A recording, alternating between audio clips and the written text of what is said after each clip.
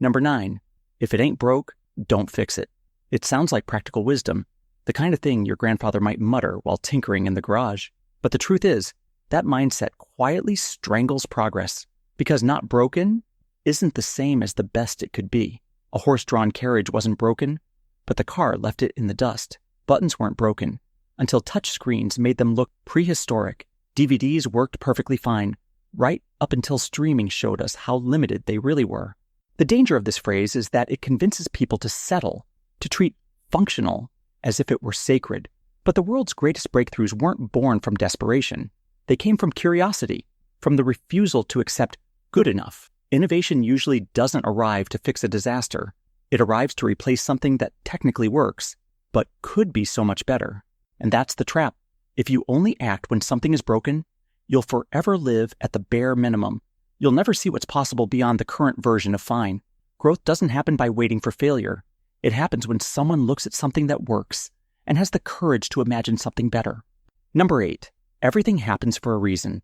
It sounds soothing, almost poetic, the kind of phrase people reach for when life feels unbearable. And yes, it can bring comfort, but it also carries a hidden danger. Because if you believe everything happens for a reason, you're also saying that every heartbreak, every injustice, every tragedy was somehow meant to be. That mindset can slip into quiet resignation, a way of shrugging at pain instead of questioning it, challenging it, or healing from it. The truth is, some things don't happen for a reason. Sometimes terrible things just happen. But when we force meaning onto suffering that doesn't deserve it, we risk minimizing the reality of it. We risk telling people to accept what should never be acceptable. And in that way, this little phrase, meant to comfort, can actually silence the very anger or grief that sparks real change. Here's the difference. Finding meaning is powerful. Forcing meaning is dangerous.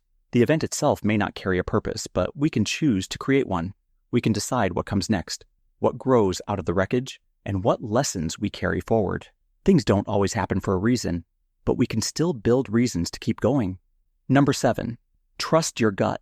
It never lies. It sounds bold, almost cinematic, like the hero's last piece of advice before charging into danger. And yes, intuition can be powerful, but let's be honest, your gut lies to you all the time. It's not some mystical oracle whispering the truth. It's just your brain making quick guesses based on fear, bias, and whatever past experiences it happens to remember. That means your gut can tell you someone's untrustworthy when really, they just remind you of a person who once hurt you. It can make you feel invincible in situations where you're wildly unprepared. It can even trick you into mistaking prejudice or anxiety for instinct. In other words, intuition isn't wisdom. It's pattern recognition with plenty of bugs in the system. And that's why blindly following it can be reckless. In small, everyday choices, gut feelings can guide you well enough. But when the stakes are high, when money, relationships, or lives are on the line, trusting your gut without checking the facts isn't brave, it's reckless. Smart decisions don't come from ignoring your head. They come from letting your gut and your logic argue it out, and then choosing wisely. Number 6, what doesn't kill you makes you stronger. It's a phrase that sounds fearless, like a battle cry. And sure, some struggles really do forge resilience, but not all of them. Some challenges don't make you stronger at all. They leave scars. They leave you shaken, burned out, or carrying weight you never asked for. Survival alone isn't strength. Sometimes it's just survival. The problem with this phrase is that it oversimplifies pain. It pressures people to slap a heroic spin on their suffering as if bouncing back instantly is the only acceptable outcome. But resilience isn't automatic. Healing isn't a checkbox you tick just because you made it through. Real strength doesn't come from the hit itself. It comes from how you rebuild afterward. That's the crucial difference. You don't get stronger just by surviving something hard. You get stronger by giving yourself the time to recover, by reflecting on what happened, by slowly piecing yourself back together. Struggle doesn't guarantee strength, but growth, if it comes, is built in the healing. Number 5, success is just about hard work. It's a phrase that feels motivational, the kind of thing you'd see on a poster with a sunrise and a mountain. And yes, hard work absolutely matters, but this idea is only half true, and the missing half is what makes it dangerous. Because if effort alone created success, the hardest working people in the world would also be the wealthiest, and that's simply not how reality works. Plenty of people grind through 14-hour shifts, juggling multiple jobs, barely scraping by. Meanwhile, Others inherit a safety net, or stumble into the right connections, or happen to be in the right place at the right time. That's not laziness versus hustle. That's privilege, luck, and timing playing their part. Ignoring those factors doesn't just distort the picture. It creates a narrative that flatters the fortunate while quietly blaming the struggling. The truth is, hard work is necessary, but it's never the whole story. Success is built from effort, yes, but also from access, opportunity, and chance. Pretending otherwise doesn't inspire people. It misleads them. Real motivation comes from recognizing the uneven playing field and still deciding to give everything you've got, while pushing to make that field a little fairer for everyone. Number 4, the customer is always right. It sounds like savvy business wisdom, a golden rule of service. But in practice, it's a terrible philosophy, because customers aren't always right. Sometimes they're rude, entitled, or flat out wrong. And when companies treat this phrase like gospel, they don't just empower customers, they disempower their own people. What happens then? Employees get trained to swallow mistreatment, to smile through abuse, to value the customer's comfort over their own dignity. Over time, that culture breeds burnout, resentment, and robotic service. The irony is, when workers are forced to act like doormats, the quality of service doesn't rise. It collapses. Real leadership knows better. Customers matter, yes, but so do the people serving them. A business thrives not when it blindly worships the customer, but when it balances respect on both sides of the counter. Because in the long run, a supported, motivated employee will take care of customers far better than any slogan ever could. Number 3, knowledge is power. It's one of those quotes that sounds untouchable, like the ultimate truth. And in a way, it's not wrong. Knowledge can be power, but only if you actually do something with it. On its own, knowledge is just potential, like having a toolbox but never picking up a wrench.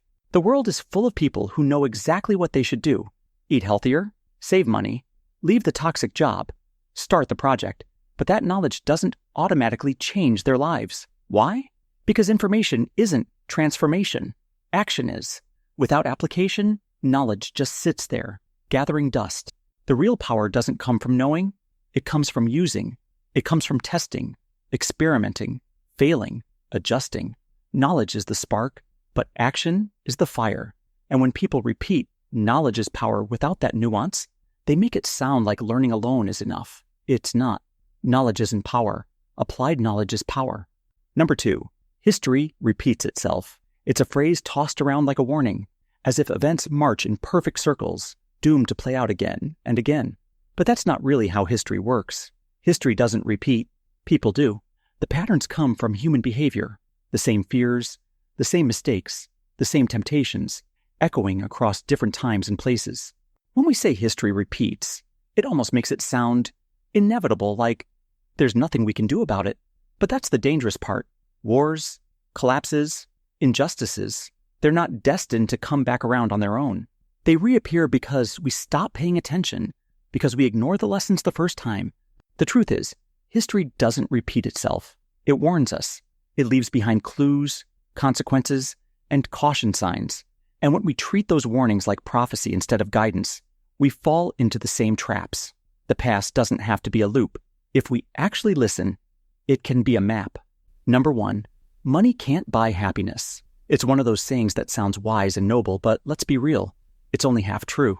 Money may not guarantee happiness, but the lack of it almost guarantees stress. Try telling someone who's drowning in bills that money doesn't matter. Try telling someone choosing between rent and groceries that happiness can't be bought. It may not solve everything, but it solves a lot. What this phrase misses is the nuance. Money can't buy meaning, love, or fulfillment, but it can buy freedom, safety, and peace of mind. And those things make space for happiness to exist. Without them, joy gets suffocated by survival.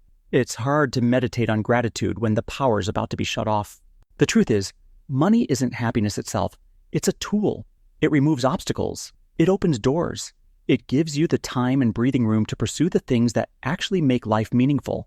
Saying money can't buy happiness sounds deep, but it risks shaming people for wanting financial security, when in reality, that security is the foundation most happiness is built on. That's all for today. Thanks for watching. If you want more videos like this, please subscribe to the channel.